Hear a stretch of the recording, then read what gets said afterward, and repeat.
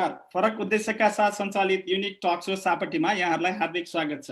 म सन्तोष सापकोटा साथी प्रकाश पौडेल सहित यहाँहरूलाई स्वागत गर्न चाहन्छौँ। अहिले कार्यक्रम जुम मार्फत फेसबुकमा लाइभ हेरिरहनु भएको छ। पछि यो कार्यक्रम तपाईहरुले युट्युबमा पनि देख्न सक्नुहुनेछ। आज हामीलाई आफ्नो अमूल्य समय सापटी दिई अति नै व्यस्त रहने महानायक राजेश हमाल जीलाई सबै मिली स्वागत गरौँ। नमस्ते राजेश भाइ। नमस्ते नमस्ते सबैलाई। आरामै हुनुहुन्छ? आरामै छु। तपाईहरुलाई? हामीलाई पनि आरामै छ दाइ। कोरोनाले जनजीवन कस्तो बनाइरहेछ त त्यता? त्यस्तै हो। हामी सबै सङ्घर्ष गरिरहेछौँ हैन कोरोना विरुद्ध। हामी जहाँ रहे तापनि संसारमा सबैलाई यसले चाहिँ प्रभाव पारेको छ। त्यही नै हो। अब अहिलेसम्म हामी पनि एक हिसाबले लकडाउनमै छौँ। अब हिजोबाट अलिअलि खुकुलो भए जस्तो चाहिँ छ, तर खासै एकदमै चहल पहल चाहिँ छैन। अहिले पनि एक हिसाबले लकडाउनमै छौँ हामीहरु त। हजुर, अनि तपाई यो बिहानदेखि बेलुकासम्म अति नै व्यस्त रहने मान्छे, अनि यो लकडाउनको बिहानदेखि बेलुकासम्मको दिनचर्या कस्तो छ तपाईको? त्यही हो, आफूलाई अब व्यस्त राख्ने प्रयास गरिरहेको हुन्छु, केही न केही कुराहरू गरेर, केही प्रोडक्टिभ कुराहरू गरेर।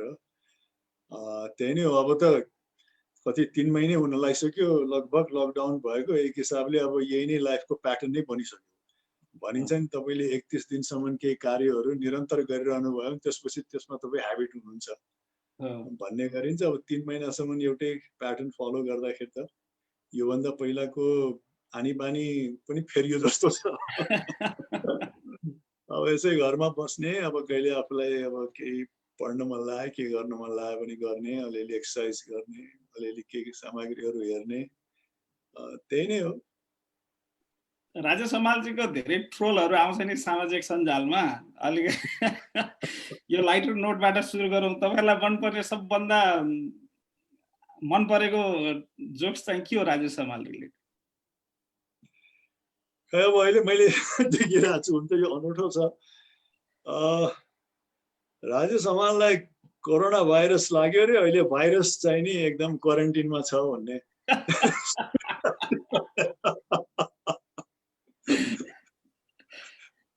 त्यो पनि राम्रो। मलाई चाहिँ मन परेको चाहिँ एक दिन राजेश हमाल जगिङ गर्न जानु भएछ रे, अनि जाँदाखेरि पर्स खसेरहेछ रे, अनि पछि त्यही चाहिँ राष्ट्र बैंक खडा भयो। त्यही त क्रिएटिभ नै छ, रमाइलो लाग्छ। त्यही त तपाईको जोक्सहरू चाहिँ मजा लाग्छ क्या भनौँ न। अर्को चाहिँ मन परेको चाहिँ मलाई, अब तपाईले पनि सुन्नु भएको छ, आई थिंक मैले तपाईको एउटा इन्टरभ्यूमा पनि सुनेको थिएँ। मलाई मन परेको चाहिँ एक दिन महादेवको त्रिशूलवाला के। त्यो सुनाइदिनु त एकचोटि। महादेवको त्रिशूल, अब एक दिन महादेवजी चाहिँ नि एकदम हैरान हुनुभएछ। उहाँको त्रिशूल चाहिँ नि जति कहीँ खोजे पनि नपाउने, अनि कहाँ गयो भनेर उहाँ चिन्तित भइरहनु भएको थियो। यतिकैमा एकजना आएर महादेवजी तपाईँको त्रिशूल त भेटियो, कहाँ छ त खै भन्दाखेरि राजेश हमालले चाहिँ चाउमिन खाइरहेको छ। त्यही त, त्यो धेरै नै रमाइलो हुन्छ। हरिवंशजीले पनि सेयर गरिराख्नु भएको थियो तपाईँको एउटा दुईटा चाहिँ।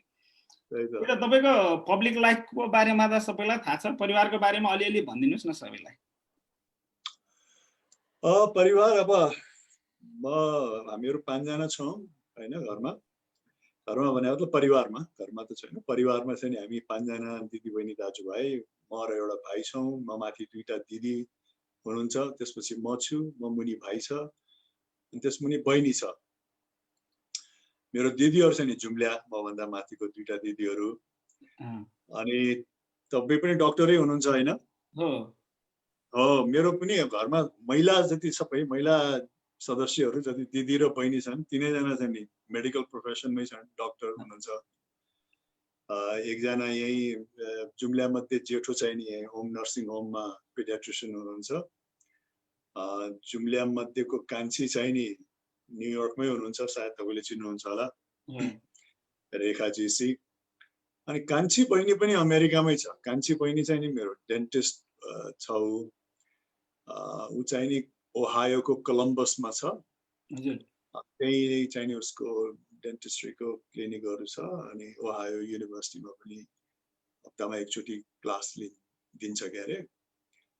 त्यही हो। अनि भाइ छ मेरो, भाइ चाहिँ नि यस्तै आफ्नो व्यवसाय, सामाजिक कार्य, अलिअलि राजनीति त्यस्तैमा लाग्छ, चल्ता पूर्जा नै छ।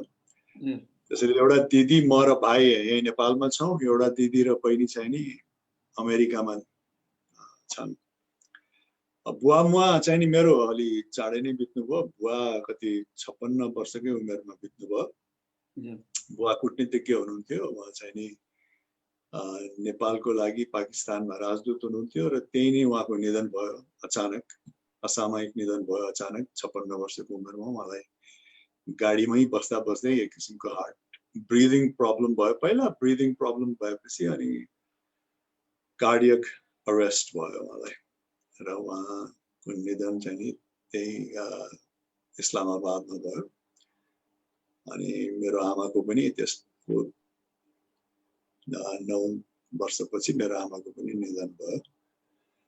अब अहिले घरमा चाहिँ नि म छु, मधु भन्ने व्यक्तिसँग मेरो विवाह भएको छ। हालसालै हामीहरू बसिरहेछौँ क्वारेन्टिनमा, हामी दुईजना चाहिँ नि यहाँ। तपाईँको भाउजूसितको बिहा पनि धेरै अलिकति ढिलो गर्नुभयो। राजेश हमालजीले जहिले सोच्नुहुन्छ त्यहिले बिहा हुन्छ भन्थ्यो नि, त्यो अर्को ट्रोल हो। सही उमेर त्यही हो रे क्या। अब राजेश हमालले जहिले बिहा सुरु गरे त्यही उमेरमा भर्खर जवानी चढ्ला जस्तो महसुस भयो। अनि अब चाहिँ गर्नु पर्यो भनेर गरे।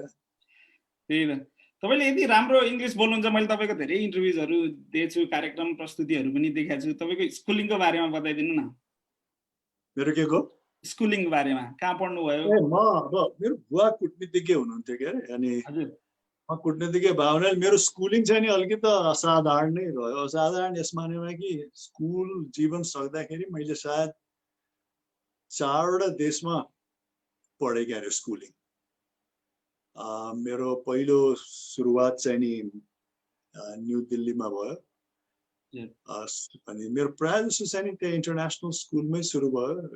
दिल्लीमा पनि त्यही इन्टरनेसनल स्कुलमा पढेँ म, सुरु भयो 1-2 क्लासमा। त्यसपछि यहाँ आएर सेन्ट जेभियर्समा पढेँ म, बुवाको यता सरुवा भयो। अनि 2-3 वर्ष सेन्ट जेभियर्समा पढेपछि फेरि उहाँको सरुवा रुस भयो।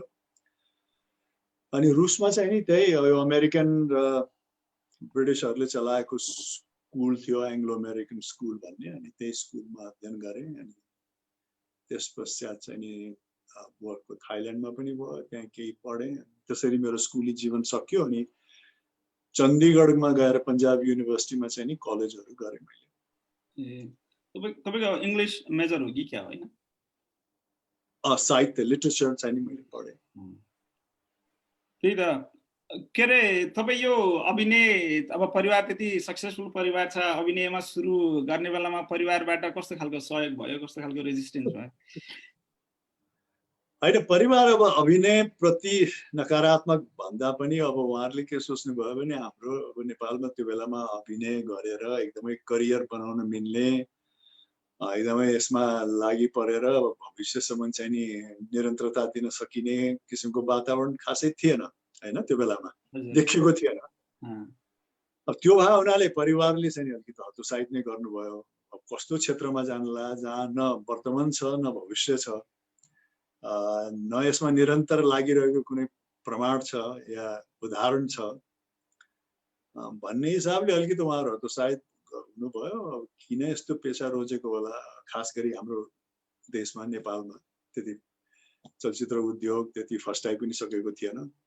हामी कहाँ म प्रवेश गर्दाखेरि तपाईँको 2 वर्षमा 3 वर्षमा एउटा चलचित्र बन्थ्यो। अब त्यस्तो क्षेत्रमा अब छोरा प्रवेश गर्छु भन्छ भन्दाखेरि अलिकति उहाँहरूको चिन्ता हो। अब यो चलचित्र प्रति नै नकारात्मक सोच या अभिनय प्रति चाहिँ नि एकदम असन्तुष्टि भन्दा पनि उहाँहरूलाई आफ्नो बालबच्चाको चाहिँ नि एकदम भविष्यप्रतिको चिन्ता कि यसमा खासै करियर छैन भन्ने हिसाबले हतोत्साहित त गर्नुभयो। तर अब मलाई चाहिँ नि के लाग्यो भने अब यङ हुँदाखेरि अब आफ्नो एउटा कुनै प्यासन छ भने त्यो प्यासनलाई एक्चुअली ट्राई चाहिँ नि गर्नुपर्छ।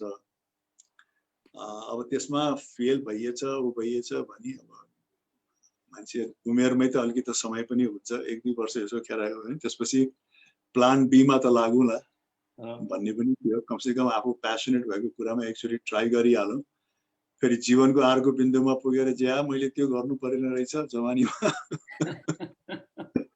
भन्ने पछुतो नहोस् भनेर अनि ट्राई चाहिँ नि गरेँ मैले घर परिवारको चाहिँ नि भनौँ न चाहनाको विपरीत एक हिसाबले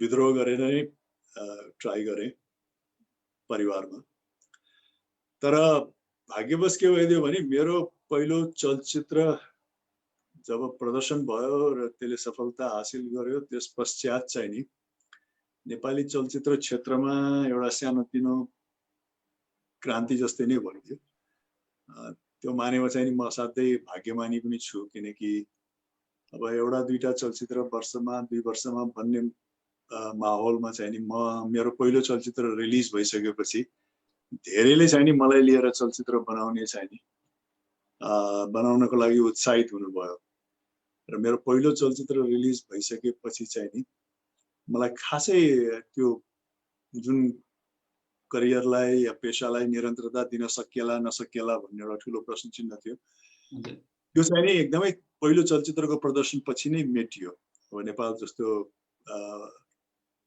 मतलब चलचित्रको माहौल भएको ठाउँमा पनि त्यो मानेमा चाहिँ नि म साथै भाग्यमानी छु र त्यो पहिलो चलचित्र रिलिज भइसकेपछि अनि जसो जसो नेपाली चलचित्र क्षेत्रको विकास हुँदै गयो त्यसो त्यसो प्यारलली मेरो करियर पनि अगाडि बढ्दै गयो त्यसकारण हामी दुईजना एकदम प्यारलली नै आफ्नो आफ्नो क्षेत्र चाहिँ नि विस्तार गर्दै गयो म अगाडि बढ्दै गएँ करियरमा क्षेत्र पनि विस्तार हुँदै गयो त्यो चाहिँ मलाई सबभन्दा खुसीको पाटो लाग्छ अन्यहरू सफलता भन्दा पनि कि आफ्नो करियरको साथसाथमा आफ्नो क्षेत्र पनि सँगसँगै अगाडि बढ्यो त्यो मानेमा भाग्यमानी भयो र अब अहिले सायद अब बुवामुवाले देखेको भए त्यति निराश हुनुहुन्न थियो होला किनकि अब उहाँहरूको मुख्य चिन्ता त अब यो करियर हुन सक्छ सक्दैन निरन्तर यसैमा लाग्न सकिन्छ सकिँदैन भन्ने कुरा थियो त्यसरी म आफूलाई साथै लकी ठान्छु कि मेरो पहिलो चलचित्र पश्चात धेरै चलचित्रहरू बन्ने क्रम पनि सुरु भयो दर्शकहरूले पनि मेरा भनौँ न चलचित्रहरू मैले खेलेको पात्रहरूलाई असाध्यै उत्साहपूर्वक आत्मसात गरिदिनु भयो त्यसले पनि एकदमै ठुलो भूमिका खेल्यो किनकि अब घर परिवारमा अलिकति विद्रोह गरेर प्रवेश गरेको क्षेत्रमा दर्शकहरूले चाहिँ नि प्रेरणा दिँदाखेरि उहाँहरूको चाहिँ नि प्रेरणा चाहिँ नि मेरो लागि धेरै भनौँ न एउटा सशक्त बन्न गयो मेरो अगाडि बढ्नको लागि र त्यो सबै कुराले गर्दाखेरि अनि अगाडि बढ्दै जान सकेँ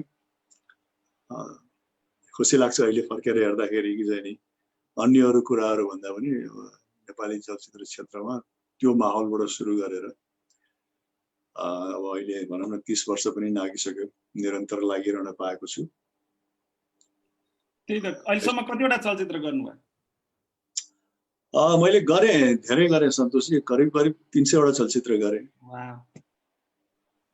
त्यही त सर राजेश हमाल भित्र छिरेसी बल्ल नेपाली सिनेमा अब त्यो ट्रोल जस्तै भयो क्या जब राजेश हमाल छिर्यो बल्ल नेपाली सिनेमा पनि विकास भयो तपाईँले भने जस्तै नै देखिन्छ क्या अर्को चाहिँ एउटा सकारात्मक पक्ष चाहिँ जब युगदेखि युगसम्म आयो त्यसपछि लभ म्यारेज गर्नेको रेट बढ्यो वात्तै बढ्यो भन्ने पनि छ त्यसलाई चाहिँ अब साइन्टिस्टहरूले त प्रुभ गरेका छैनन् होला अब राजेश हमालको होइन अब चलचित्रको केही न केही प्रभाव त अब चलचित्र भने नै त्यही हो कि तपाईँको हेर्नुहोस् न चलचित्रले केही कुरा समाजबाट लिन्छ र समाजबाट लिएर आफ्नो कृति पस्किसकेपछि फेरि दर्शकहरूले त्यसलाई हेरेर त्यसबाट आफूले केही चाहिँ अनुसरण गर्नुहुन्छ त्यो एउटा साइकल चाहिँ नि छ अब यदि चलचित्र सफल भयो रुचाइयो भने किनकि चलचित्रको जब हामी भनौँ न क्रिएट गर्छौँ कथाहरू या सामग्रीहरू अब हाम्रो प्रेरणाको स्रोत त समाज नै हुन्छ होइन एक हिसाबले त्यसकै गतिविधिहरूलाई हेरेर हामीले चाहिँ नि आफ्नो रचनाहरू रच्छौँ तर पछि गएर फेरि त्यो चलचित्र बनिसकेर पर्दामा आइसकेपछि फेरि दर्शकहरूले त्यो चलचित्रलाई हेरेर चाहिँ नि फेरि केही कुराहरू आफ्नो जीवनमा लागू गर्नुहुन्छ त्यही त त्यो साइकल होइन चाहिँ छ म पनि त्यसको एउटा वान अफ द स्ट्याटिस्टिक हो तपाईँ पनि लभ म्यारेज गर्नुभयो क्या म त भगाएर यहाँ अमेरिका लिएर आएर गरेको इन्टरकास्ट म्यारिज थियो अनि आँट आएन नेपालमै बिहा गर्नु ए अनि त्यही त अब यता आइयो अनि यहीँ बिहा गरियो त्यही त तपाईँको प्रभाव धेरै छ तपाईँले यति धेरै रोलहरू गर्नुभयो मन परेको रोल चाहिँ के हो नि तपाईँको कुन चाहिँ अब यही नै रोल मन परेको भन्दा पनि के भयो भने मैले धेरै जसो चलचित्रहरू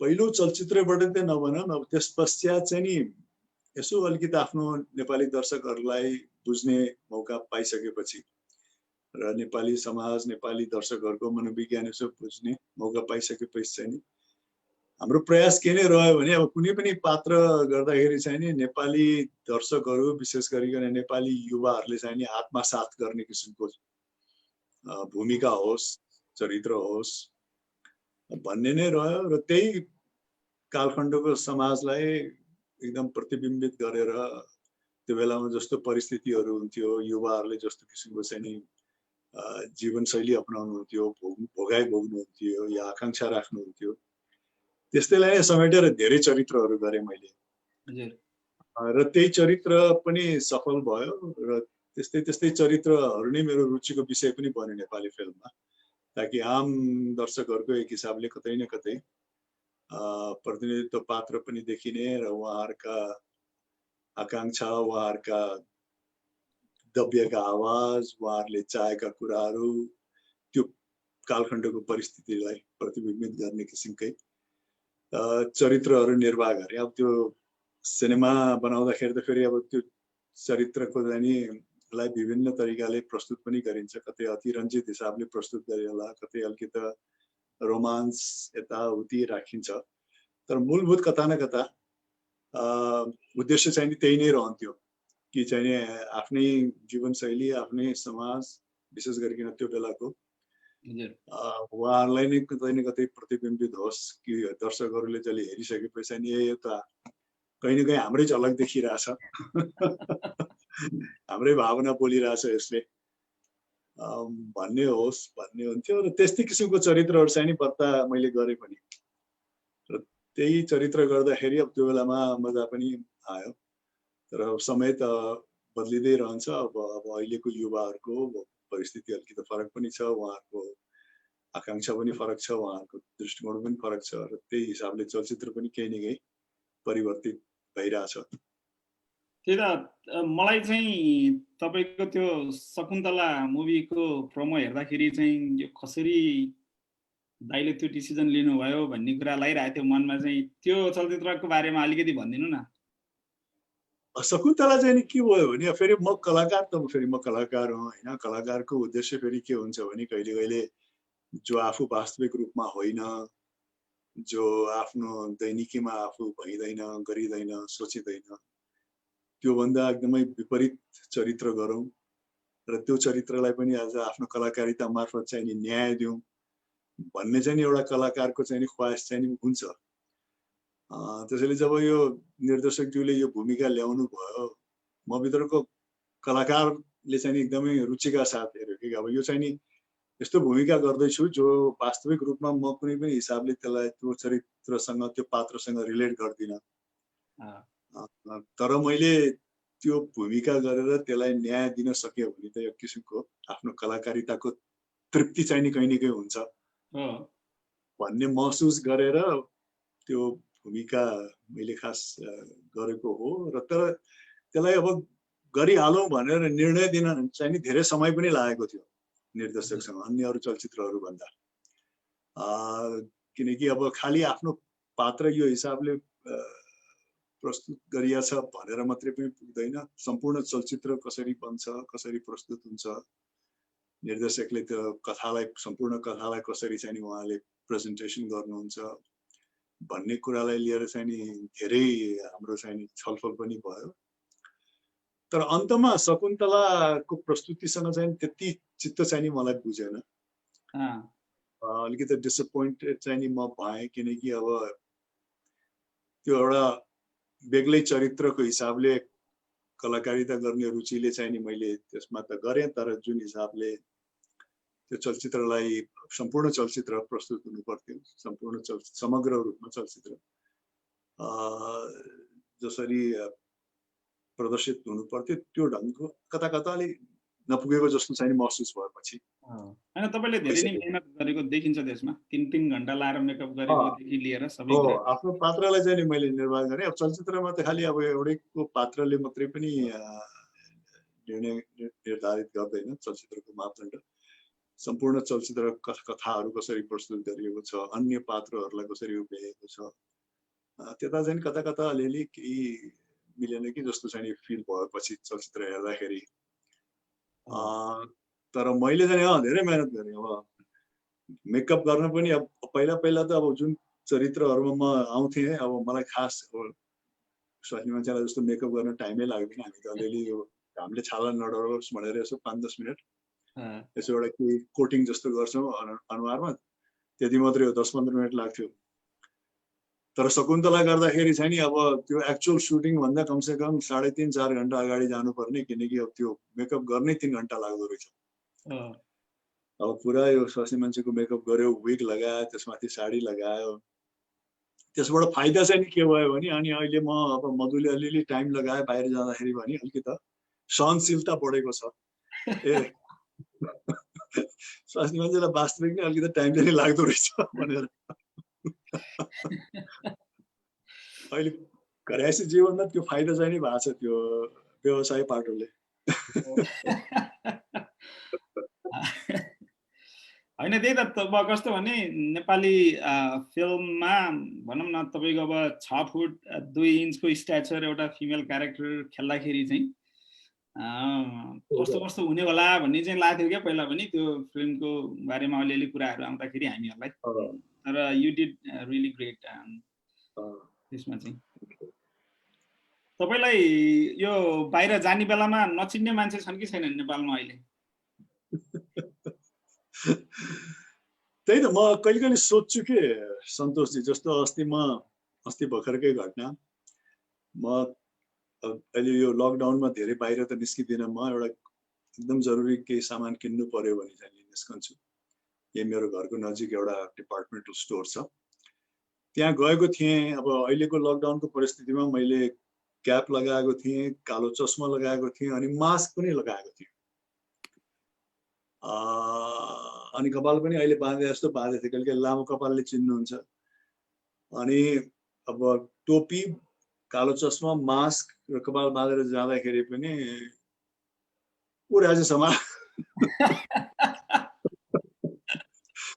अनि मलाई नै अचम्म लाग्यो। अनि मैले चाहिँ बोलाएर होइन तपाईँले मलाई चिन्नुभयो यो सबै उसमा भने, चिनिहाले दाइ तपाईँको यति देखेँ भने म चिनिहाल्छु तपाईँलाई। अब त्यो हाउभावले पनि होला, हाउभाव यताउतिले पनि मान्छेले चिनेर होला। अब यतिका वर्षसम्म अब एउटा उमेर पुगेकोहरूले त यतिका वर्षसम्म हेरि नै रहनु भएको छ। अब अहिले फेरि यो इन्टरनेटले गर्दाखेरि अब सबै सामग्री इन्टरनेटमा पनि हुन्छ, अब नयाँ पुस्ताहरूले पनि हेरि नै रहनुहुन्छ होला।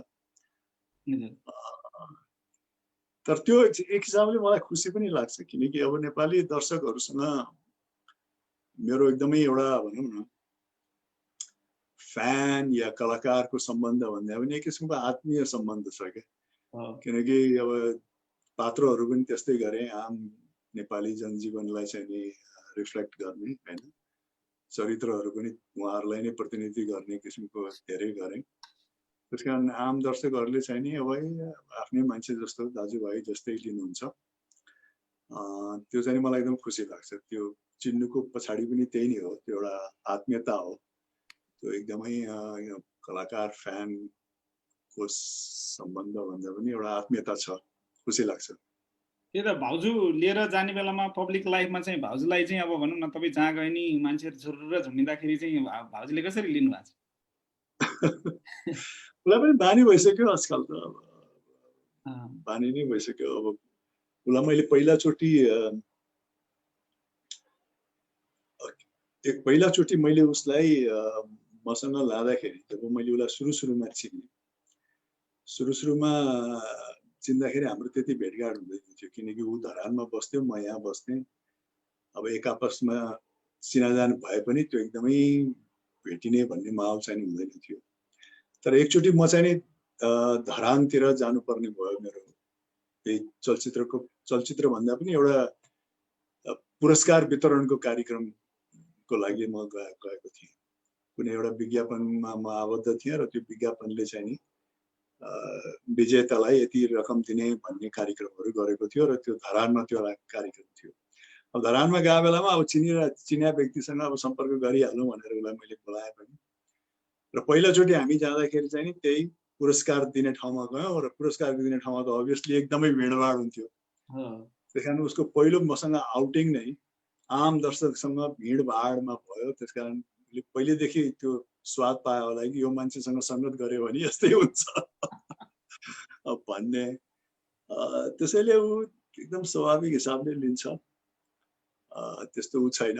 अब म पनि त्यस्तै हो, म पनि अब जस्तो बाहिर जान्छु या कुनै कार्यक्रममा जान्छु या पब्लिकली भनौँ न देखा पर्छु भने अब कोही दर्शकहरू आउनुहुन्छ, कसैले कुरा गर्नुहुन्छ, कसैले इन्टरेक्ट गर्नुहुन्छ भने म साथै सहज रूपमै प्रस्तुत हुन्छु र आफ्नो समय छ भने समय पनि दिन्छु। तर अर्को पाटो के हो भने फेरि म पब्लिकली कहीँ जाँदिनँ या म कुनै अन्य कार्यक्रममा पनि गएको छैन र आफ्नो प्राइभेटली समय बिताएको छु भने फेरि त्यो प्राइभेट समयलाई पनि म साथै गार्ड गर्छु के। फेरि त्यो प्राइभेट समयमा चाहिँ कसैले मलाई त्यति डिस्टर्ब नगरिदियोस् भन्ने किसिमको माहौल नै सिर्जना गर्छु। त्यस कारण दुईटै पाटो छ। एकातिर अलिकति प्राइभेसी भएको बेलामा त्यसलाई महत्त्व दिन्छु, तर फेरि पब्लिकली गएको बेलामा चाहिँ नि फेरि एकदम ओपनली सबैसँग व्यवहार पनि गर्छु। त्यही त अब रेस्टुरेन्टमा जाँदा खाना सेलाइसकेपछि सेल्फी लिएर भ्याइँदैन पनि होला, त्यो माहौल रहेछ कि रहेछ छैन तपाईँसित? त्यस्तो रहन्छ। त्यस कारण पनि म काठमाडौँमा अब अहिले त अब कति 3-3.5-4 महिनै भइसक्यो भन्ने लागिसक्यो अब रेस्टुरेन्ट नगएको। तर काठमाडौँमा अब रेस्टुरेन्ट जाँदाखेरि मधुरो म त्यही प्रायः, त्यस कारण हामी नयाँ ठाउँमा एकदमै कम जान्छौँ कि। आफू गइरहेकै यही म लाजिमपाट एरियामा बस्छु, आफू गइरहेकै 3-4वटा हाम्रो फेभरेट रेस्टुरेन्ट छ अनि आफू गइरहेकै ठाउँमा जान्छौँ। अनि आफू गइरहेकै ठाउँमा आफूलाई सधैँ देखिरहेकै ठाउँमा चाहिँ नि मान्छेहरूले एकदम सहज रूपमा लिनुहुन्छ होइन, उहाँहरूले जहिले पनि देखिरहे नै रह्यो। तर नौलो ठाउँमा जाने बित्तिकै फेरि सबैजना अलिकति सतर्क हुनुहुन्छ। अनि अब त्यहाँ सर्भ गर्ने भाइ बहिनीहरू पनि अब कि त खाँदा खाँदै फोटो लिउँ भन्नुहुन्छ या कहिले खाएर सक्ला र जाने बेलामा ठ्याक्क पक्रेर फोटो खिच्नुपर्छ भनेर बस्नुहुन्छ। त्यो चाहिँ नि हुन्छ। तर अब होइन, अब धेरै डिस्टर्ब नहौ, आफ्नो खानपिनमा मात्रै ध्यान दिउँ भन्यो भने हामी गइरहेको ठाउँमा मात्रै जान्छौँ, यही 3-4वटा ठाउँमा। त्यस कारण त्यति एकदमै नौलो ठाउँमा धेरै कम जान्छु म। अनि आजकल धेरै एकदमै भनौँ न धेरै एकदम पार्टी सार्टी या एकदमै यहाँ काठमाडौँमा एकदम लाउन्ज साउन्ड म्युजिक के खोल्या छ, त्यस्तोहरूमा चाहिँ नि म खासै जाँदिनँ। त्यो एउटा one of the part and parcel of life भन्छ नि, अब कलाकारिता भएपछि होइन, अलिकति ब्यालेन्स गर्नुपर्ने होला, कम्प्रोमाइज भन्नु। तर अब ब्यालेन्स गर्छु भनेर पनि होइन, अब त्यो चाहिँ कस्तो भने अब एउटा आफ्नो आफ्नो चरित्र पनि हुँदो रहेछ। अब त्यो मलाई आफ्नो एकदम स्वाभाविक लागिसक्यो। म एकदम म्युजिकल लाउन्जहरूमा जान पाइनँ या कतै समय बिताउन पाइनँ भनेर पछुतो हुँदैन। मलाई खासै त्यो इन्ट्रेस्ट पनि लाग्छ। चोइस दियो भने पनि म खासै जाँदिनँ। अमेरिकातिर आउँदाखेरि पनि अब म एकदमै त्यो बार क्लबतिर धेरै आकर्षित नै हुँदैन। मलाई त कफी सप र म्युजियम र राम्रो राम्रो प्रकृति भएको ठाउँतिर नै बढ्ता घुम्न मन लाग्छ। त्यो आफ्नो इन्ट्रेस्टको कुरा पनि हो। इन्ट्रेस्ट भएको व्यक्तिलाई त अब कुनै न कुनै समय मिलाएर परिस्थिति मिलाएर जानु पनि पर्छ होला। त्यही त अब यो मुभीमा तपाईँ अब लगातार 30 वर्षसम्म यसरी काम गरिराख्नु भयो। पहिलाको जतिको अहिले बिजी त त्यति बिजी हुनुहुन्न होला, कस्तो छ अहिलेको मुभी?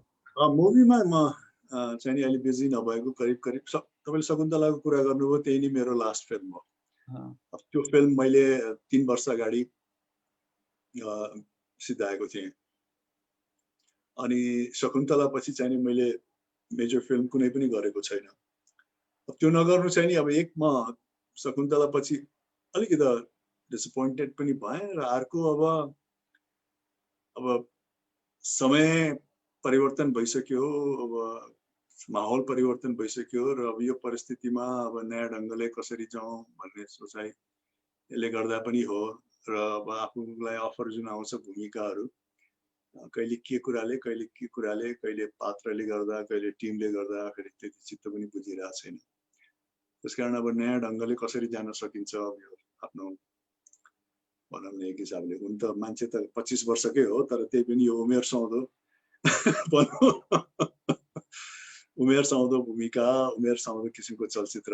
अब अहिले चलचित्रको अघि मैले भने जस्तो अलिकति स्वाद पनि परिवर्तन भइसकेको छ, प्रस्तुतिहरू परिवर्तन भएको छ।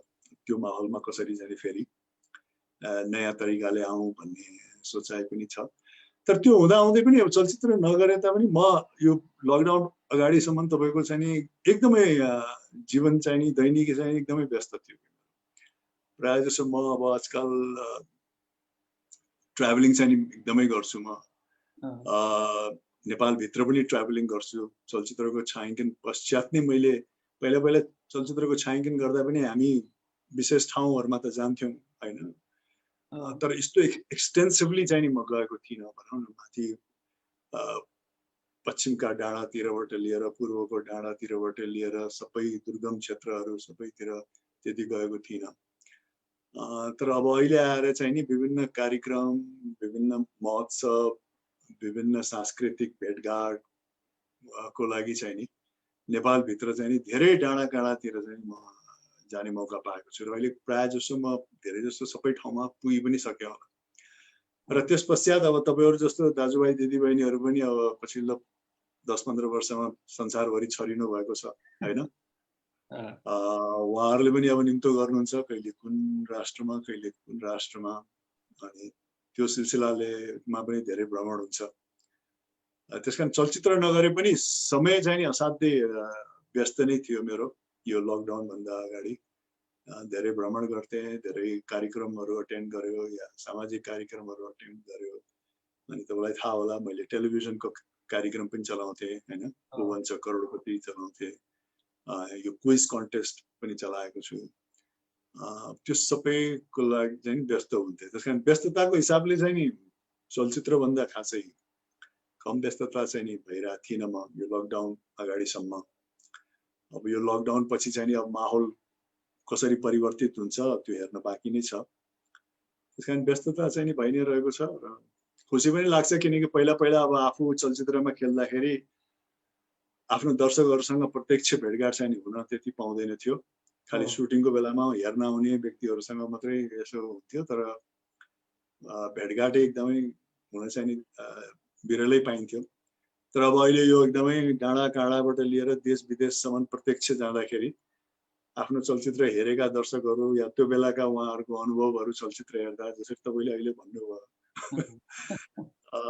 अब अहिले तपाईँ जस्तै अब विभिन्न राष्ट्रमा हुनुहुन्छ होला, विभिन्न पेसा अपनाउनु भएको छ होला, चलचित्रको गतिविधि पनि त्यति फलो गर्नुहुन्न होला। तर एउटा उमेरमा एउटा कालखण्डमा कहीँ न कहीँ मेरो चलचित्रले केही न केही प्रभाव पारेको, केही न केही मेमोरीहरू चाहिँ नि केही न केही हरेकले केही न केही बोक्नु चाहिँ नि भएको रहेछ। अनि त्यो चाहिँ प्रत्यक्ष भेटघाटमा सेयर गर्न पाइन्छ कि, अनि त्यो झन् खुसी लाग्छ मलाई। म त अब गिल्टी भन्छु नि, गिल्टी भन्छ नि, म चाहिँ गिल्टी नै हो भन्नु पर्यो के तपाईँको चलचित्रबाट प्रेरित भएको।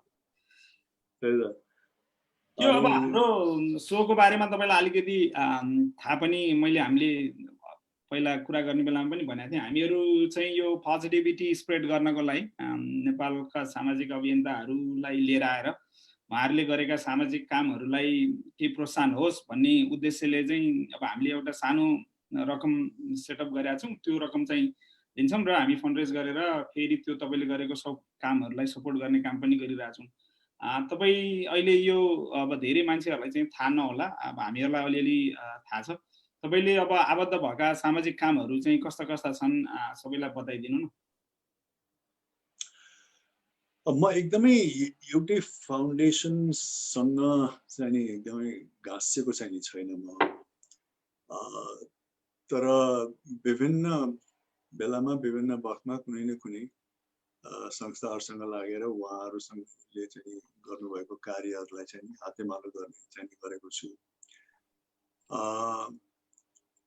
र उहाँहरूको कार्यलाई चाहिँ नि केही न केही सहयोगहरू पनि गर्ने गरेको छु र अब मेरो आफ्नै व्यक्तिगत फाउन्डेसन नभए हुनाले आफै व्यक्तिगत हिसाबले पनि आफ्नो हैसियत अनुसार कहीँ कता के सहयोग गर्न सकिन्छ त्यो पनि गरिरहेकै हुन्छु, तर एकदमै यही फाउन्डेसनसँग आबद्ध भएर भनेर चाहिँ मेरो अहिले विशेष चाहिँ छैन।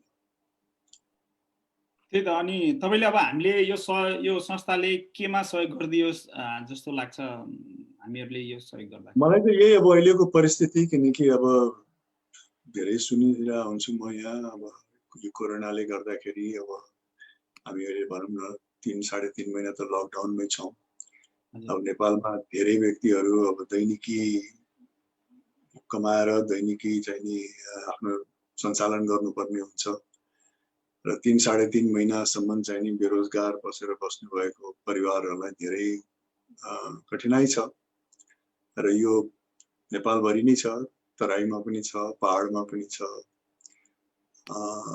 अब त्यो परिस्थितिलाई चाहिँ नि सहज बनाउन सक्यो भने राम्रो हुन्थ्यो होला, किनकि अब सरकारले के कस्तो गर्छ त्यो थाहा भएन, किनकि अब अहिले यो कोरोनामा हामी लकडाउनमा त बसिरहेको छौँ, तर यस पश्चात आर्थिक हिसाबले अब राष्ट्रलाई पनि अब हामीलाई मात्रै किन अब संसारमै यो प्रब्लम छ, अब ठुल्ठुला राष्ट्रहरूले त्यो आफ्नो केही न केही उपायहरू गर्लान्। अब हाम्रो राष्ट्रको लागि त यो असाध्य असामान्य परिस्थिति हो, सायद न सरकार त्यति प्रिपेयर्ड होला न हामीहरू नै त्यति प्रिपेयर्ड छौँ हैन। त्यसले गर्दाखेरि यसले हाम्रो समाजमा चाहिँ एउटा ठुलो झट्का पनि पर्ला। अब हाम्रै दाजुभाइ दिदीबहिनीहरू जो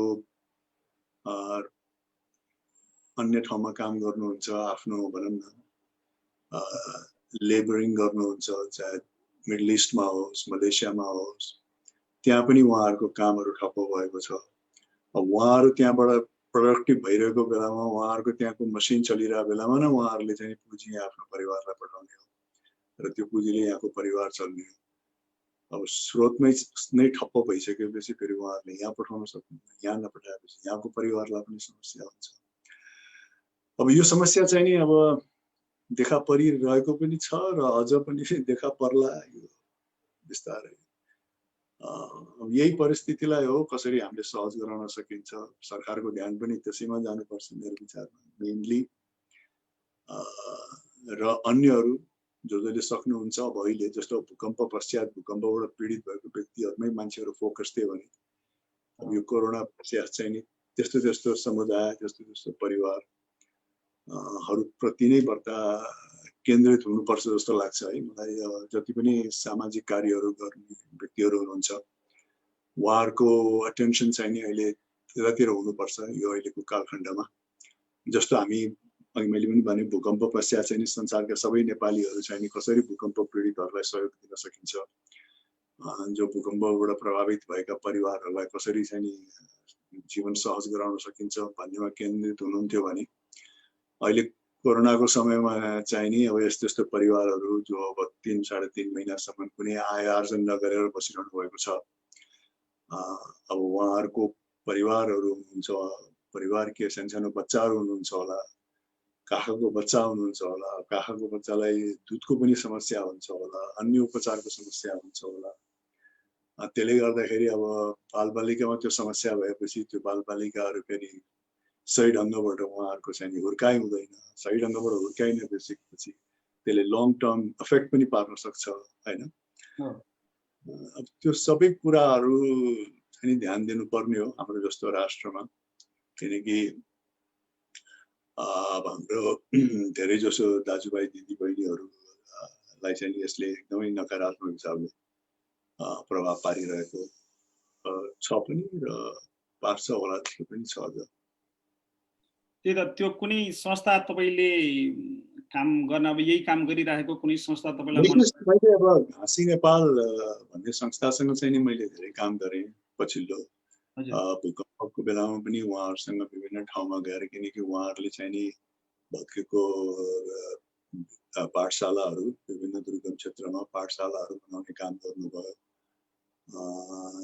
र सानसानो बालबालिकाहरूलाई पनि धेरै सहयोग गर्नुहुन्छ घाँसी नेपाल। लास्ट चाहिँ नि म उहाँहरूसँग धेरै कार्यहरू चाहिँ गरेको छु,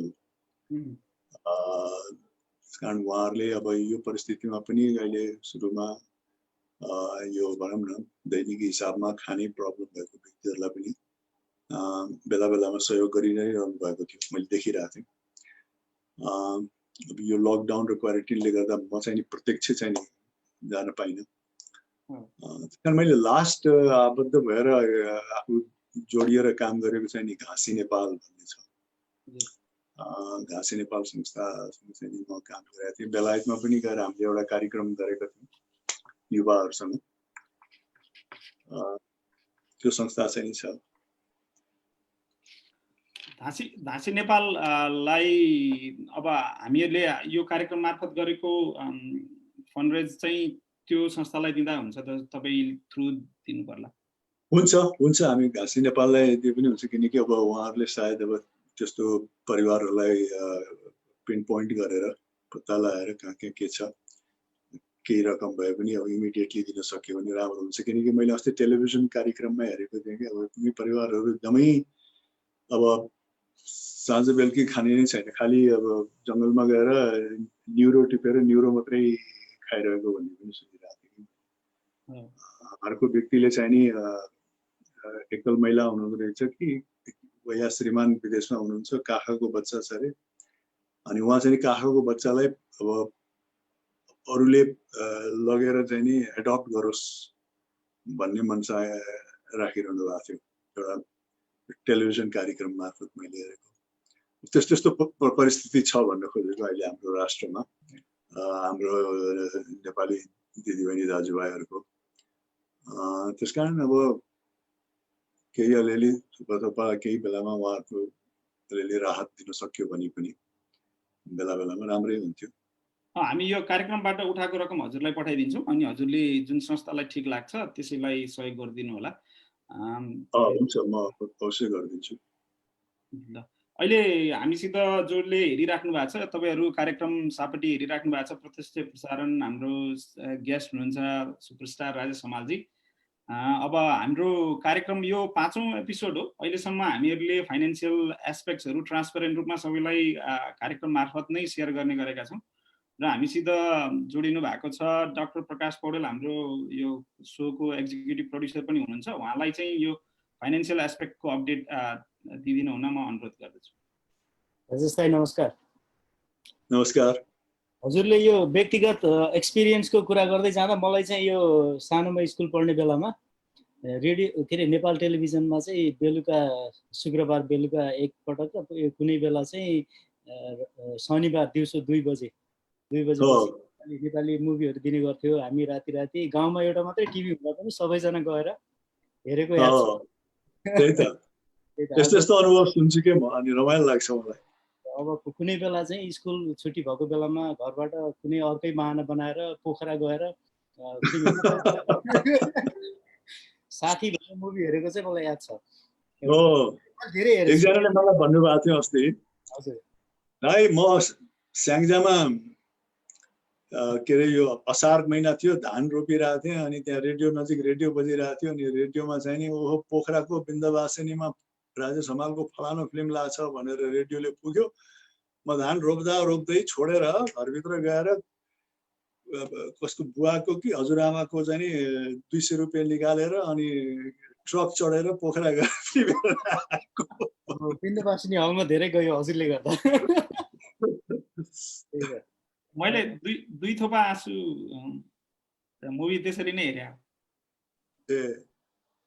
भन्नाले आफूले अलि मिस्टिभियस तरिकाले हेरेको मुभी। त्यो त भइहाल्यो, त्यो केटाकेटी हुँदा कुरा भयो। आज मेरो खास काम थियो, म साटेर बसेको यहाँ हजुरसँग कुरा गर्नलाई। त्यो हो। अब हामी चाहिँ यो अब डाक्टर सन्तोषले भने जस्तै अब सकारात्मक सोच र कामलाई प्रोत्साहन दिने भनेर सुरु गऱ्यौँ। हामीले जति जे सोचेर सुरु गरेको थियौँ त्योभन्दा धेरै राम्रो भइराखेको छ। म चाहिँ अब हामी यहाँहरूलाई हेरिराख्नु भएको, पहिला हामीलाई सहयोग गरेर राख्नु भएको सबै साथीहरूलाई म छोटो अपडेट दिन्छु हामीले अहिलेसम्म के गरिरहेका छौँ यो 5औं एपिसोडमा आइसक्दासम्म भनेर छोटो एउटा फन्ड रेजिङको अपडेट पनि दिन्छु है त। यो चाहिँ हाम्रो अहिले 5औं हो। हामीले चाहिँ एकछिन है,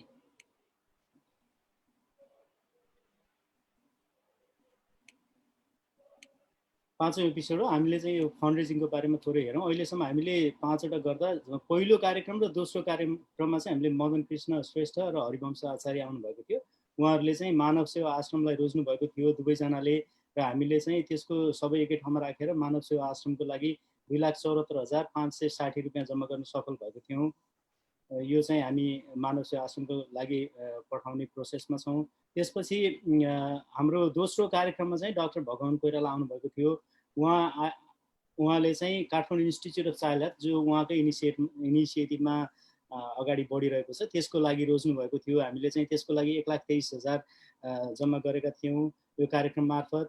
त्यस्तै योभन्दा अघिल्लो कार्यक्रम एपिसोड 4मा चाहिँ अनुराधा कोइराला आउनुभएको थियो माइती नेपालबाट। उहाँसँग एकदमै रमाइलो कुराकानी भएको थियो र हामीले चाहिँ त्यो कार्यक्रमकै दौरानमा उहाँले यो बाहिरबाट आएर रिहेबिलिटेट गर्न गाह्रो भइराखेको, वैदेशिक रोजगारमा गएर पीडित भएको र नेपाल फर्केपछि कम्युनिटीमा जान गाह्रो भइराखेको महिलाहरूलाई रिहेबिलिटेट गर्ने एउटा प्रोग्रामको इनिसिएटिङ कस्ट चाहिँ 5,25,000 लाग्छ भनेर भन्नुभएको थियो। हामीले चाहिँ त्यो सकेसम्म पुरा गर्छौँ भनेको थियौँ। आज 1 हप्ता पुग्दा हामीले चाहिँ यो लगभग मिट गरिसकेका छौँ। जसले हामीलाई सहयोग गर्नुभयो उहाँहरूलाई धेरै धेरै धन्यवाद दिन चाहन्छौँ हामी। म उहाँहरूको नाम सर्व यहाँ भन्न चाहन्छु। हामी 2 जना भयौँ। त्यसपछि मदन कुमार बडाल, सुषमा सापकोटा, विष्णु सापकोटा, सुरज केसी, उमा सापकोटा अधिकारी, अन्नपूर्ण देव फाउन्डेसन, तारा सिगदेल, दीक्षा नेउपाने, मिना सापकोटा, सन्देश पण्डित, सुरेन सापकोटा। त्यसपछि एनोनिमस डोनर, उहाँले आफ्नो नाम बाहिर भन्न चाहनु भएन, रवि आचार्य, रचना तिवारी, सन्देश पराजुली, उषा पाण्डे, विदुर ढकाल, रिचा भट्टराई, मनोज भण्डारी, सुभाष पौडेल, अम्बिका अधिकारी र सबैभन्दा धेरै मेहनत गरेर सारा हमालले फिनिक्स अरिजोनाबाट आफ्नो उहाँको नेतृत्वमा चाहिँ हामीले एउटा फन्डरेजरबाट सहयोग पाएका थियौँ। त्यसमा चाहिँ सृजना नेउपाने, अमृत तुलाधर, सन्ध्या प्रधान, तृप्ति कण्डेल, समृद्धि श्रेष्ठ, दुर्गा अधिकारी, प्रतीक्षा अधिकारी, आशा रौनियार, विजय चटौत, बबिन थापा, मिथुन विष्ट, रूपमा स्थापित, आभा श्रेष्ठ, सबिन अधिकारी, वन्दना भुषाल, मिरा नेउपाने, सोल्मा थपलिया र सारा हमालको परिवारले पनि सहयोग गर्नुभएको छ। यहाँहरू सबैलाई धेरै धेरै हामी धन्यवाद दिन चाहन्छौँ। र यो रमाइलो कुराहरू हजुर गर्दै गर्नुहोस्, म चाहिँ यहीँ बसेर सुनिरहेको छु है त। Thank you. र अहिलेसम्म खास यो लास्टमा एउटा पनि देखाइहाल्यो, अहिलेसम्म हामीले गरेको टोटल चाहिँ लगभग 9,13,788 रुपियाँ भएको छ नेपाली सबै प्रोग्रामहरूबाट। थ्याङ्क यू डाक्टर प्रकाश। धेरै नै हामी अब यो प्रोग्राम चाहिँ अलिकति ट्रान्सपरेन्सी चाहिँ होस्, सबैले आफूले दिएको पैसा के भइरहेछ र कता अरूहरूले कस्तो गरी सहयोग गरिरहेछन् र केमा काम भइरहेछ भन्ने कुरा देखाउनलाई चाहिँ अलिकति यो सबै सोमा हामी यसरी नै सेयर गर्छौँ। अब राजेश दाईको त्यो अर्गनाइजेसनलाई पनि अब सहयोग जुटाएपछि अर्को प्रोग्राममा चाहिँ हामी त्यसको बारेमा चाहिँ अपडेट गरिहाल्छौँ। अब राजेश दाईले पनि हामीलाई आफूले गरेको सहयोगहरूका पिक्चरहरू यताउताहरू पठाइदिनु होला, अनि त्यसो गऱ्यो भने हामीलाई सजिलो पनि हुन्छ। तपाईँ अब भनौँ न यो महानायक भनेर चिनिनु पनि भएको छ, तपाईँको रियल लाइफको महानायक चाहिँ को हो?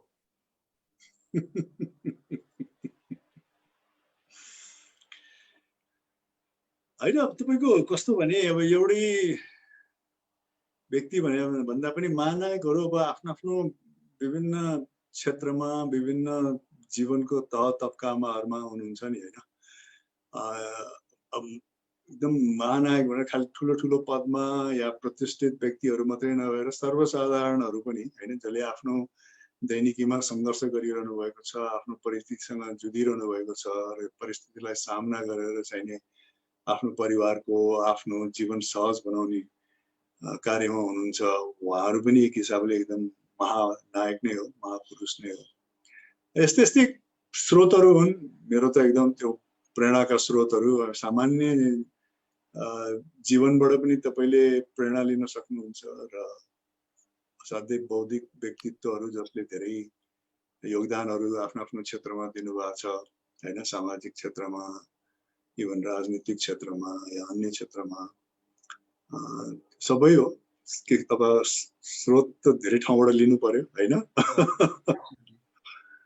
त्यही त अब अहिले अब देशलाई पनि तपाईँले नजिकबाट निहालेर हेरिराख्नु भएको छ। अहिले देशको अहिलेको परिस्थिति कसरी निहाल्नु भएको छ अहिले चाहिँ? अहिले हामी असाध्यै हाम्रो राष्ट्र मात्रै नभएर संसार नै एउटा चुनौतीपूर्ण परिस्थितिबाट गुज्रिरहेको जस्तो देखिएको छु कि मैले अहिले। यो पेन्डेमिकको चाहिँ पृष्ठभूमिमा यो पेन्डेमिकको पृष्ठभूमि त अब सबै संसारलाई नै छोएको छ, तर त्यो पृष्ठभूमिमा फेरि हरेक राष्ट्रले चाहिँ नि आफ्नै आफ्नै किसिमका समस्या र चुनौतीहरू पनि झेलिरहेका छन्। त्यो चाहिँ नि एउटा सामान्य नै हो। ठुला राष्ट्र तपाईँकै अमेरिका पनि अछुत छैन हैन, नेपालमा यो गरिरहेछौँ, अन्य मुलुकहरूमा पनि त्यस्तै परिस्थितिहरू छ। अफ्रिकाका, मिडल इस्टका सबै राष्ट्रहरू चाहिँ नि पेन्डेमिकको पृष्ठभूमि चाहिँ अन्य सामाजिक राजनीतिक मुद्दाहरूबाट चाहिँ नि धेरै भनौँ न चुनौतीहरू चाहिँ नि झेलिरहनु भएको छ। त्यसकारण हाम्रो राष्ट्र पनि अब अहिले एकदमै त्यसमा चाहिँ नि छुट पक्का पनि छैन। धेरै कुराहरूको चाहिँ नि समस्याहरू छ, धेरै मुद्दाहरू उठेका छन् र यो दुःखलाग्दो पनि हो किनकि अब यो जुन पेन्डेमिकमा सबैजना केन्द्रित हुनुपर्ने, फोकस हुनुपर्ने, यसैलाई चाहिँ नि कसरी सामना गरेर अगाडि बढ्न सक्ने भन्नेमा ध्यानमा हुनुपर्नेमा अब ध्यान चाहिँ नि धेरै ठाउँमा दिनुपर्ने भइरहेको छ। सरकारको पनि धेरै ठाउँमा दिनुपर्ने भएको छ। हामी आम नेपाली जनताहरू पनि धेरै कुराहरूलाई लिएर चाहिँ असन्तुष्टि व्यक्त गरिरहेका छौँ हैन। चाहे त्यो सामाजिक कुरीतिहरू होस्, चाहे त्यो राजनीतिक चाहिँ नि भनौँ न चुनौतीहरू होस्, त्यो सबै चाहिँ नि गरिरहेका छौँ। यो दुःखलाग्दो अब नेपालमा पनि अब यो अब लकडाउनको बावजुद पनि अब सडकमा व्यक्तिहरू उठ्नु भएको छ, सडकमा आउनु भएको छ, आन्दोलनहरू चलिरहेको छ विभिन्न मुद्दालाई लिएर। त्यसले गर्दाखेरि परिस्थिति अलिकति चुनौतीपूर्ण नै छ र यो पेन्डेमिक पछि अब यो हाम्रो राष्ट्र मात्रै नभएर संसारै अब कस्तो के गति लिएला, कस्तो हिसाबले चाहिँ नि परिवर्तित होला र धेरै व्यक्तिले भन्छ अब त नर्मल होइन, अब नयाँ नर्मल आउँछ। अब त्यो नयाँ नर्मल कसरी जाला अगाडि, त्यसैको चाहिँ नि चिन्ता छ। तर मेरो होप र मतलब सकारात्मक हिसाबले सोच्दाखेरि चाहिँ के छ भने कुनै पनि अब नयाँ किसिमले ट्रान्सफर्म हुनको लागि चाहिँ नि यस्ता चुनौतीहरू आइपर्छन् र यस्ता चुनौतीमा चाहिँ नि सबैजनाले एकबद्धता जनायो, सबैजना चाहिँ नि यसमा सहमति जनाएर चाहिँ नि कुरीतिहरू, चाहे ती सामाजिक कुरीतिहरू होस्, चाहे ती राजनीतिक अस्तव्यस्तताहरू होस्, त्यसबाट ट्रान्सफर्म भएर चाहिँ नि एउटा नयाँ परिस्थिति सिर्जना होला भन्ने चाहिँ नि एउटा सकारात्मक हिसाबबाट हेर्दाखेरि चाहिँ त्यो परिणाम आउला कि जस्तो लाग्छ। तर अहिले चाहिँ नि वातावरण असाध्यै चुनौतीपूर्ण छ, नेपालमा पनि चुनौतीपूर्ण छ। पेन्डेमिकको बावजुद सडक पनि आन्दोलित छ, युवाहरू धेरै आक्रोशित हुनुहुन्छ र विगतमा जस्तो हरेक किसिमको मुभमेन्टमा चाहिँ नि कुनै न कुनै आइडियोलोजी या कुनै न कुनै नेताले काम गरेको थियो भने योचोटि चाहिँ नि स्वतस्फूर्त रूपमा आम नागरिक नै उठिरहेको छ। यसको चाहिँ भन्ने हो भने कुनै ठोस नेतृत्व पनि छैन, कुनै ठोस आइडियोलोजी छैन, खालि न्यायको लागि हैन, जस्टिसको लागि, रोजगारको लागि, शिक्षाको लागि, स्वास्थ्यको लागि सरकारले राम्रोसँग काम गरिदिनु पर्यो, पूर्वाधार आफ्नो राष्ट्रमा हुनुपर्ने पूर्वाधारको लागि स्वतस्फूर्त रूपमा जनता चाहिँ उठिरहनु भएको छ। त्यसकारण यसचोटिको असन्तुष्टि चाहिँ नि हाम्रा विगतका विभिन्न कालखण्डका चाहिँ नि मुभमेन्टहरू भन्दा अलिकति फरक छ त्यो हिसाबमा। किनकि विभिन्न कालखण्डको मुभमेन्टमा चाहिँ नि कुनै न कुनै आइडियोलोजीले काम गरिरहेको हुन्थ्यो, कुनै न कुनै नेताले नेतृत्वदायी भूमिका खेलिरहनु भएको हुन्थ्यो भने अहिले चाहिँ नि आम जनताले नै नेतृत्व लिएको जस्तो देखिन्छ। आम जनता नै स्वतस्फूर्त रूपमा चाहिँ नि आउनु भएको छ विभिन्न असन्तुष्टिहरूलाई लिएर। त्यो एक हिसाबले राम्रो पनि हो, किनकि खालि यो सिद्धान्त र त्यो सिद्धान्तले त खालि मान्छेलाई विभाजन मात्रै गर्छ। तर यदि मान्छेहरू आएर हामीलाई शिक्षा चाहियो, रोजगार चाहियो, होइन, इन्फ्रास्ट्रक्चर्सहरू चाहियो, देशलाई चाहिँ समृद्धि बनाउनु पर्यो भनेपछि त त्यो त मेरो विचारमा सबै पृष्ठभूमिको नेपालीको चाहिँ नि सहमति हुन्छ त्यसमा। यसमा कुनै विशेष आइडियोलोजीले पनि काम गर्दैन। त्यसकारण अब यसलाई हामीले अब राम्रोसँग लान सक्यौँ भने राम्रो होला। अब आज फेरि आज विशेष दिन पनि छ। आज भर्खर नयाँ म्याप चाहिँ नि होइन सांसदबाट चाहिँ नि पारित भएको छ। त्यो पनि आफैमा चुनौती छ। नक्सामा हामीले गऱ्यौँ, अब भौतिक हिसाबमा कहिले प्राप्त गर्ने हो त्यतातिर पनि हामी लाग्नुपर्ने हुन्छ। त्यसमाथि फेरि आफ्नै हाम्रो राष्ट्रको अब सामाजिक, राजनीतिक, आर्थिक परिस्थिति पनि तपाईँ हामी नेपालीलाई सबैलाई थाहा छ। हामीलाई जतिसुकै आफ्नो राष्ट्र प्यारो लाए पनि हाम्रो वास्तविकता त हामीलाई पनि सबैलाई थाहा छ। त्यसलाई मध्यनजर गरेरै हामी अगाडि बढ्नुपर्ने हुन्छ। त्यस्तै छ। त्यही त तपाईँ अब आशाको केन्द्र हो। धेरै जसो मान्छेहरूको अब नेपालमा भनौँ न टप 20 टप 30 मान्छे जसले नेपाललाई अहिले एउटा निकास दिन सक्छ भन्ने नाम यदि कसैले सुरु गर्यो भने तपाईँको नाम त्यहाँ पनि आउँछ, किनभने तपाईँ आशाको केन्द्र हो धेरैको। अब राजनीतिमा चाहिँ कुनै दिन चाहिँ साह्रै रिस उठेर होइन यो व्यतिदिता मैले नै सल्भ गर्न सक्छु, फिल्म इन्डस्ट्रीलाई जसरी राम्रो बनाएँ यसलाई पनि म राम्रो बनाउन सक्छु जस्तो लाग्छ कि लाग्दैन? होइन, अब राजनीति नगर्ने भन्ने त हुँदैन। तर अब अहिले सोध्नुहुन्छ भने एकदमै अहिले नै म राजनीतिमा हाल्नु भन्ने चाहिँ छैन। तर यो सबै कुराहरू चाहिँ नि होस् भन्ने आवाज चाहिँ नि मेरो पनि छ एउटा। अब त्यो भएको हुनाले राजनीतिमा चासो चाहिँ नि छ। राजनीति कुन दिशामा गइरहेछ, के गरिरहेछ, चाहिने नचाहिने के काम गरिरहेछ भन्ने कुरा एउटा नागरिकको हिसाबले सधैँ चासोको साथ चाहिँ नि म आफ्नो राष्ट्रको राजनीतिलाई हेर्छु। तर अब अहिले नै एकदमै राजनीति नै गरौँ भन्ने त छैन। तर अब भविष्यमा फेरि गरिहाल्यो भन्ने तैँले त्यो बेलामा गर्दिनँ भनेको थिइस् भनेर नभन्नु होला। तर अहिले चाहिँ नि अब छैन। अहिले त म खालि के चाहन्छु भने हाम्रो जसले राजनीतिको जिम्मा लिनु भएको छ उहाँहरूले चाहिँ नि सहजतापूर्वक चाहिँ नि राष्ट्रलाई हाँकिदेऊ र हामी विभिन्न क्षेत्रमा लागेको व्यक्तिले चाहिँ नि आफ्नो आफ्नो क्षेत्रको प्रगति गर्न सकौँ, त्यो माहौल सिर्जना होस् भन्ने इच्छा नै छ अहिले चाहिँ। त्यही त अब यहाँ हामीहरूको पनि भनौँ न यो छलफलका विषयहरूमध्ये त्यो नै हुन्छ। व्यतिथि यदि लामो समयसम्म व्यतिथि नरहनु पर्ने हो, हामीले आफ्नो भोटको महत्त्वपूर्ण बुझ्नुपर्ने हो, गभर्मेन्ट चाहिँ ट्रान्सपेरेन्ट हुनुपर्ने हो, प्रो पब्लिकको लागि काम गर्नुपर्ने हो भन्ने जुन हामीहरूलाई पनि त्यो भनौँ न आशा चाहिँ रहिरहेको थियो। अब भनौँ न अब कहिले चार तारे झन्डा हँसिया हथौडा लिएर हिँडेकै हो, नारा लाएर देश प्रगति हुन्छ भनेर आन्दोलनमा सरिक भएकै हो, यहाँबाट भनौँ न शान्ति हुने बेलामा ताली बजाएकै हो। सबै गर्दाखेरि पनि हामी कहाँनिर चुक्यौँ भन्ने कुरो थाहा नै नभएर अब निकास खोज्ने चाहिँ त यो भनौँ न नर्मल हो जस्तो लाग्यो कि अहिले चाहिँ। अब निकास किन भएन, निकासका अप्सनहरू के हुन सक्छन् भनेर खोज्ने चाहिँ नर्मलै हो जस्तो लाग्छ। अब आजको फेरि युवाहरू भनौँ न आजभन्दा 10 वर्ष अगाडि जस्तो पनि छैन। 20 वर्ष अगाडिको त कुरै नगरौँ, 30 वर्ष अगाडिको कुरै नगरौँ होइन। अहिलेको युवा जमातहरूको ज्ञान, उहाँहरूको दृष्टिकोण चाहिँ नि धेरै फरक भएको छ। यति फरक कि सायद अघिल्ला पुस्ताहरूले 100% बुझ्न पनि सक्नुहुन्न होला। त्यो हिसाबले चाहिँ नि आजको युवाको सोचाइ परिवर्तित भएको छ। यो इन्फर्मेसन एजले गर्दाखेरि, यो टेक्नोलोजीले गर्दाखेरि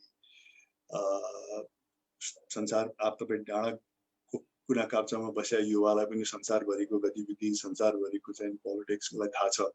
मैले आफ्नो राष्ट्रमा उचित न्याय पाइरहेछु कि छैन, उचित वातावरण पाइरहेको छु कि छैन भन्ने कुरा चाहिँ नि आजको युवालाई कुनै नेताले आएर अवगत गरिदिनु पर्दैन। हरेक युवालाई थाहा छ। अब हाम्रो विभिन्न कालखण्डमा चाहिँ नि खालि नेताज्यूले कुनै विदेशी महान नेताहरूको चाहिँ नि कोटेसनको भरमा, उहाँहरूको चाहिँ नि क्रियाकलापको भरमा धेरै व्यक्तिहरूलाई चाहिँ नि उत्साहित पार्नुभयो, जम्मा गर्नुभयो होइन। अब आजको टेक्नोलोजीमा चाहिँ नि कुनै नेताले कुनै विदेशी विभिन्न कालखण्डका विदेशी महान नेताहरूको कोटेसन दिएर चाहिँ नि या किस्सा सुनाएर व्यक्तिलाई सञ्चालन गर्ने परिस्थिति छैन। अब कोटेसन र किस्सा त तपाईँले एउटा औँलाको दूरीमा छ भाइ व्यक्तिले, त्यो त त्यसो गर्ने बित्तिकै सबै आउँछ, त्यो नेताको मुखबाट सुन्नै पर्दैन। त्यसकारण आजको युवामा धेरै परिवर्तन आएको छ। आजको युवाले चाहिँ नि कङ्क्रिट रूपमा चाहिँ नि आफ्नो एकदमै धरातलीय यथार्थ परिवर्तन भएको हेर्न चाहन्छ कि भनाइ हेर्न चाहँदैन। रोजगार छ कि छैन, शिक्षा छ कि छैन, होइन, स्वास्थ्य छ कि छैन, युवाहरूको भविष्य छ कि छैन यो राष्ट्रमा, अनि स्रोत र साधनहरू सही ढङ्गबाट सञ्चालित भएको छ कि छैन, त्यसको दुरुपयोग भएको छ कि छैन भन्ने कुराहरूको ज्ञान त अब हरेक युवाले लिन सक्छ। अनेक स्रोतहरू छन् आजकल। त्यसकारण आजको युवाहरू धेरै सचेत हुनुहुन्छ। उहाँलाई खासै कुनै एकदमै ठोस नेतृत्वदायी भूमिकाको शरण पनि लिनु पर्दैन आफ्नो ज्ञानको लागि, आफ्नो उद्देश्यको लागि। त्यसकारण पनि स्वतस्फूर्त रूपमा चाहिँ नि युवाहरू आफ्नो आफ्नो विचारकै कारण, आफ्नो आफ्नै मोटिभेसनको कारण चाहिँ सडकमा आउनु भएको छ। कुनै आइडियोलोजीबाट निर्देशित नभएर या कुनै भनौँ न विशेष पार्टी या सङ्गठनबाट चाहिँ नि अभिप्रेरित नभइकन यो कुराहरू हामीलाई चाहिएको छ, यो कुराहरू हुनुपर्छ एउटा सभ्य राष्ट्रमा भन्ने कुराबाट चाहिँ नि ज्ञान भएर चाहिँ नि आउनु भएको छ। त्यसकारण आजको परिस्थिति धेरै फरक छ पहिलाको विगतको भन्दा। र यो कुरा चाहिँ नि मलाई लाग्छ अब जसले राष्ट्रको राजनीति हाँक्नु भएको छ उहाँहरूले चाहिँ नि धेरै नजिकबाट बुझ्न जरुरी छ त्यो आजको युवाहरूको मनोविज्ञानलाई र परिस्थितिलाई। एब्सोल्युटली। डाक्टर प्रकाश, अब हामी 1 घण्टा कुरा भएको थाहा नै भएन, घडी नै बन्द भएको थियो राजेश आएपछि। हजुरले भनेको एउटा कुरा एकदमै मन पर्यो मलाई। मैले आफ्नो तर्फबाट त्यो हेर्दा चाहिँ अहिले हामी एउटा पुस्ता थियो जहाँ चाहिँ नेताले कुरा गरेर नेता बन्ने समय थियो। अब चाहिँ काम गरे मात्रै नेता भइन्छ, कुरा गरेर नेता भइन्न भन्ने कुरा चाहिँ अब नेता बन्ने चाहनेले बुझ्नु पर्यो भन्ने कुरा होइन त? हो, अवश्य पनि। किनकि अब कुरा र भनाइ र उको लागि त अहिले टेक्नोलोजी छँदैछ नि, होइन? फलानो देशमा फलानो कालखण्डमा यस्तो भएको थियो, जनताले यसरी आन्दोलन गरेको थिए, या फलानो कालखण्डमा फलानो क्रान्तिकारी नेताले चाहिँ नि यस्तो यस्तो कुराहरू भनेर जनतालाई प्रेरित गरेको थियो भनेर नेताको मुखबाट किन सुन्नु पर्यो र? नेताको मुखबाट त प्रत्यक्ष आफ्नो परिस्थितिलाई, आफ्नो वातावरण, जुन आफ्नो राज्य छ, आफ्नो माटो छ, त्यसलाई कसरी चाहिँ नि परिवर्तित गर्न सकिन्छ, आफ्नो धरातलीय यथार्थलाई कसरी चाहिँ नि प्रगति गर्न सकिन्छ, त्यो किसिमको योजनाहरू नै सुन्न चाहन्छन् नेताहरूबाट। एक जमानामा चाहिँ नि त्यस्तो त्यस्तो कुरा सुनेर पनि मान्छे जोसिएर चाहिँ नि अब होइन सङ्गठित पनि भए लाग्यो पनि। त्यो एउटा हाम्रो विकासको क्रम थियो होला। अब हामी त्योबाट अगाडि बढिसक्यौँ भन्ने बुझ्नु पर्यो।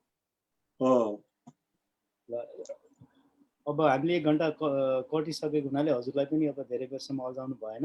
हामी आज आफ्नो अमूल्य समय सापेटी दिएर हामीलाई हेरिदिनु भएकोमा, हजुर आइदिनु भएकोमा सबैलाई धेरै धेरै धन्यवाद। अब अर्को कार्यक्रमका लागि हामीले कलाकार तथा सामाजिक अभियन्ता श्वेता खड्कासँग समय सापेटी मागेका छौँ। यसको विस्तृत जानकारी हामी छिटै नै सार्वजनिक गर्नेछौँ। सकारात्मक सोच र कामको यो हातेमालोमा जोडिँदै गर्नुहोस्। स्वस्थ रहनुहोस् र खुसी रहनुहोस्। धन्यवाद। नमस्कार। धन्यवाद। Thank you. Thank you. नमस्ते।